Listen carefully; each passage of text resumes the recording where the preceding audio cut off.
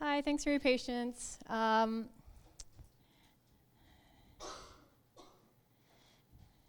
Here today to talk about multiplayer games in public spaces and some of my learnings on the hardware and software side along the way. So my name is Adelle Lin, and I'm a proud member of NYC Resistor Hackerspace in New York, and I'm an engineer at Intel. I mostly work on the creative application side for our hardware. Usually the stuff I work on kind of becomes part of performances or demonstrations with collaborations with artists and other creatives. Currently I'm working on machine learning and AI research projects for interaction design. And so I'm a recent transplant from New York to San Francisco, so the projects that I'm talking about are a little bit New York centric, so excuse me for that. And one thing I guess I want to clarify is that the projects I'm talking about today aren't the projects that I've done with Intel, and they are not funded by Intel. One of the reasons, I'm not really a representative in that circumstances, but also generally these projects that I've worked on have kind of ridiculous budgets and are developed by pretty large hardware and creative teams. And I wanted to talk about some of the stuff that you can kind of do on a small team from 2 to 5 people. So a few things generally before I dive into each of the projects is that kind of a few things to keep in mind when I start on my projects is that does this timeline give me enough time to iterate on the design? And when you're thinking about games, you kind of really want to iterate on the mechanics and the game design side of it. But then also, if you're doing hardware projects, you want to be able to go through a few iterations of prototyping your boards and your materials. Another thing that's really important is to optimize for setup time. So like when you're choosing what platforms you want to use, you want to think about how much time you're going to need when you're actually in the space to set up. Because oftentimes, you don't really actually get to spend like a whole week on the site setting up, so you kind of want to be able to go in, put something up, and then pull out. And lastly, if you guys, how many here people make games? Yeah. Like through the process of playtesting, you kind of really start to learn about that the way that people interact with what you build is really not how you expected. And the larger your audience is going to be, like the weirdest ways they're going to try and break your project. So the first game I want to talk about is, it's called Symphonic Picnic. And this project was a collaboration with the Times Square Alliance. And they wanted to promote games, and so they were sponsoring a weekend of games and play in New York City. And so what you're looking at here is a kind of like a urban picnic with people hanging out, and these objects there with the red tops and the buttons are actually connected musical mushrooms. And so how that works is you can kind of sit down, put on some headphones, and if you press a button, basically anybody else with the headphones on there will hear what you've created. And I'll kind of tell you a little bit more about the deeper concept behind that. So here is some famous iconography of Times Square. And I know you kind of all are familiar with that, but how many people have spent time in Times Square? So as you guys will know, it's kind of like this really strange place, and if you mention it to any New Yorker, they will cringe and hope that you're not asking to meet them there. But with this project, I took the opportunity to really, sit down and spend some time, during the day and at night. And it really is, kind of like the closest thing you can get to a Blade Runner scene, and it really can be quite magical. So this was something I wanted to bring to the project, is like getting people to, take some time and maybe get a different perspective of Times Square. And then secondly, the thing that struck me is, even though I knew that there are thousands and thousands of tourists that come over all the time, I was still struck by the number of languages you would hear, kind of like yelled across the space. And I was like, well, actually, how do you get people that, from so many different backgrounds to communicate with each other? So drew some inspiration from some of these kind of pretty interesting projects. Like, I love this. Actually, there's a picture from a bird's eye view, which I should have put in here, but it's just like, these people are this size, and the picnic blanket is like this big. So, you know, kind of like thoughts about how do you bring that into the space. So coming back to the idea of how do you get people, you know, who don't really speak English to, you know, to be able to communicate with each other. What is a common denomination? And kind of, I guess, sound and music become kind of an obvious choice. And so this is what I ended up pitching to the Times Square Alliance, is like, well, if we could create this like huge picnic scenario and have these, you know, wirelessly connected devices, so that when people sit down, you could also anonymously send a message across the room space. So they really liked this idea, and the prototyping began. Oh, so one of the main constraints about this project was that they were not able to supply any power. So this kind of ruled out using any laptops or wall-based speakers. And if any of you do any music mixing, it's kind of hard to think about how to do that without a tool like Ableton Live. So fortunately, there are a few microcontroller solutions. The first one I started with was using Arduino, of course, and a wave shield. And how you use that is you plug an SD card full of MP3s, and you can kind of like choose and you know, use the MP3s as objects. And then the other challenge was, how do I get these devices talking to each other wirelessly? And there are many solutions there as well. I ended up using the XBs, kind of like a little favorite of mine. Are you guys all familiar with XBs? Yeah, so there are these modules that send data wirelessly, you know, kind of across a certain distance over radio frequency. Now, one of the reasons why I decided to go with the XB instead of a Wi-Fi or a Bluetooth solution is that generally my experience with public interaction is that so many people in the space are tending to use their devices, or they're connecting on. You're generally going to get a lot of interference, and it's almost impossible to get reliable connection. And when you're dealing with an audio project, people kind of expect to hear sound almost instantaneously. And so really it isn't an option to drop packets, you know, if you kind of want to have like a true experience. And so yeah, so, you know, put that in a little plastic container, laser cut a top, and, you know, brought that out to Times Square and got people playing with it. You know, pretty fun. So one of the next things that, you know, I realized was, well, actually with the wave shield, you don't actually get to layer sounds on top of each other, so there isn't the option to do polyphony. So if I have, you know, 15 buttons and the opportunity for 15 people to play this, then all the sounds are going to have to be queued up, or, you know, kind of like interrupted on top of each other. And if you want to create something harmonious and layering, that really wasn't an option. So doing a little bit more research, I found the Htc audio shield, and you know, Paul Stoffridgen made a really, really nice UI mixing tool, where you can mix all your sounds and channels, and then you can export that into code and use that as the basis as your, you know, hardware audio mixer. So yeah, I really like that. So kind of, now I know what the parts I'm using, and starting to think about putting the actual hardware together. So I kind of went and made my. There is a nice shield from SparkFun which allows you to use your TNC and your XP together like really easily, plug and play. But there are a few things here that I needed which required a little bit of personalization.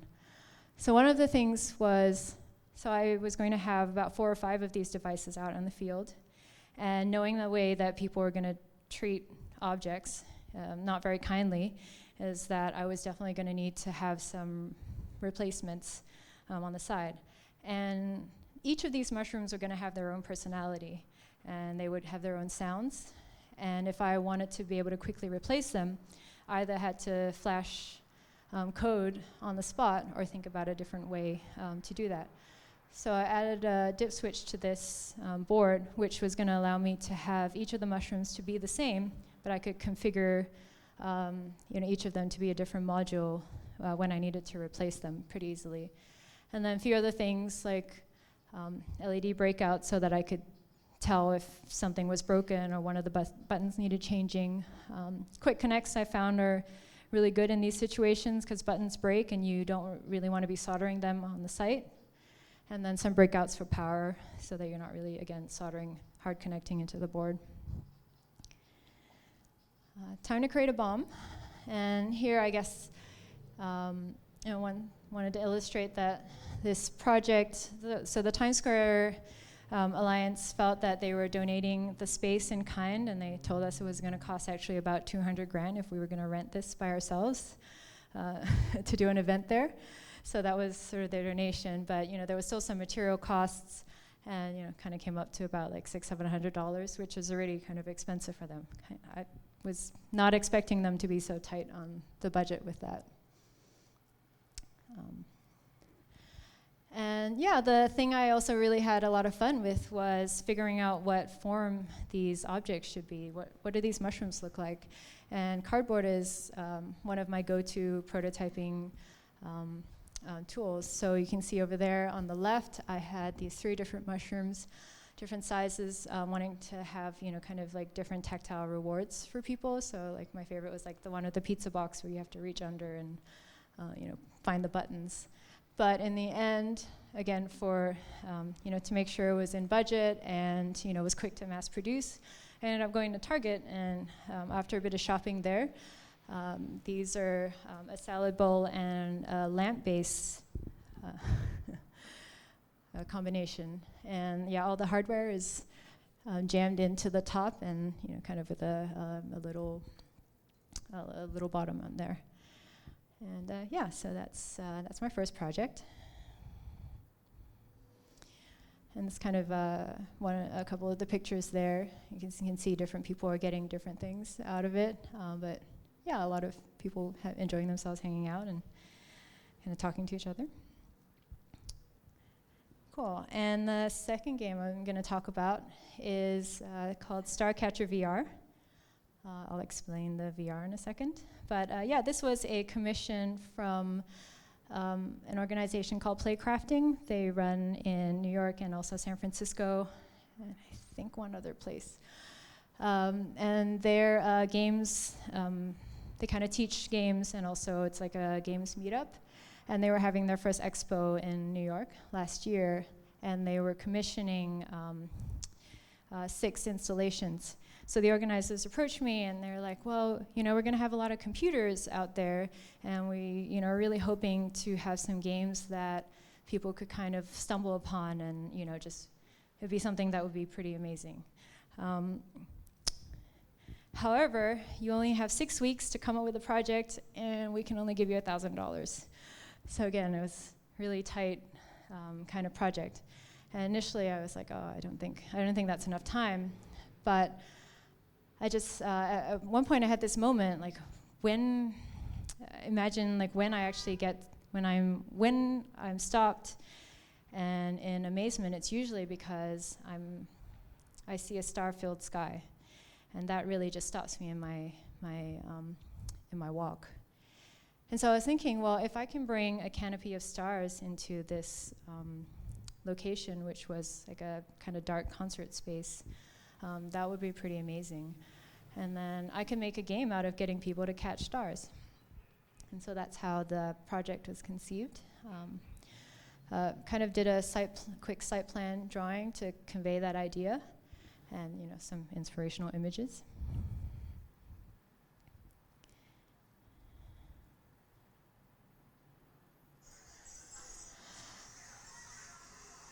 So the rules of the game are pretty simple.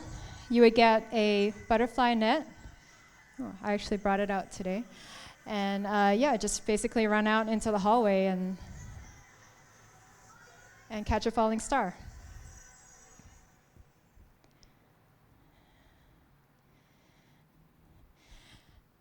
But how do you actually do that? What does that actually mean? So I knew that I wanted to track people in space. And one of the solutions I came up with was using the HTC Vive, which is a VR headset and kind of hardware software platform using the Steam plugin for Unity. And that could track people pretty reliably.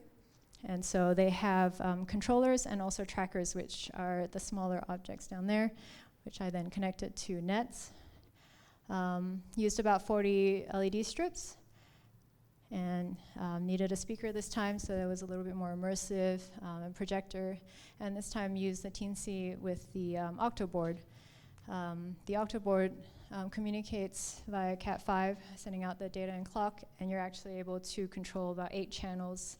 And I had 5 strips on each of those channels. So that worked out pretty well and filled the space. In terms of the system, I needed, on top of keeping track of people, I needed to be able to procedurally generate the stars, and then also be able to give them each an index and an identity, keep track of which stars are falling, which had fallen, and how they're being caught, which would be by proximity. So I used a game development platform called Unity, which is one of the other go-to is Unreal Engine when you're creating VR projects, and use the Steam VR plugin for that. So I had the game system kind of managing that, and then that would send out messages via OSC to a processing sketch, which then sent that out via serial out to each of the strips. And at the same time, I was also tracking the positional data of the person and feeding that back into the system. So here, one of the tricky things I had to think about was I only had about a day and a half to do the install, so that included putting up all the framing, laying out all the LED strips, and then also configuring the game. Normally, I estimated if I actually had to go out and measure the space and then input the position of each of these LED strips, it was probably going to take me a few hours. So I developed a little configuration tool which allowed me to have the LED strips put up in place, and then once they're there, then I can go in and actually use the index of each LED and tell the system where the position was relative to the lighthouses that were put up. So that's kind of a quick demonstration of how it works. This is me in my living room. But so these are the LEDs, strips kind of counting up, and after one is input into the system, then the next one would flash, and that way I didn't really need to know where any of the strips were in time, and I would just put it into the system each time the configuration changed. I always like packing pictures. This is it going into my suitcases before leaving home. This is kind of going out into the space, starting to unpack and put up. And here's some setup shots. One of the constraints that came in too, kind of pretty last minute, was like, oh, you can't drill into the walls. So it's like, oh man, here's another one. So fortunately, there was this hallway spot which I picked in the end because I could use kind of like these half-inch conduit framings from Home Depot. So it was a lot of like on-site cutting of pipes and putting stuff up. So this was also rehearsed in my home a couple of times. One thing, because this would require quite a few bodies on hand to help lift, and I needed to, make sure I was going to be able to grab some volunteers, get them to help for about 10 minutes, and then kind of, let them to go back to what they were doing. So there's a lot of like coordination and thought before for that as well. And so this is the, again, just like some shots. I really loved kind of the way that people were playing together, and so this is like the animation of once you've caught a star, and there was a little bit more of a gaming element where there were constellations projected on the wall, and each star would go and fill up a spot on the constellation, and once you filled a constellation, the whole room would light up, and that was pretty fun for me too. So just to recap, make sure you have enough time so that you could iterate. Optimize for setup, and know that if you're going to be asking for help, try to not waste people's time and give them specific tasks to do. And also kind of know your failure points and know where you're going to run into limitations, and make sure you have spares of everything and be able to switch them out easily, whether it's like a charging station or having to switch devices, and how are you going to like put your software in and that kind of thing. But yeah, so thank you. Hope you enjoyed that, and not too much information.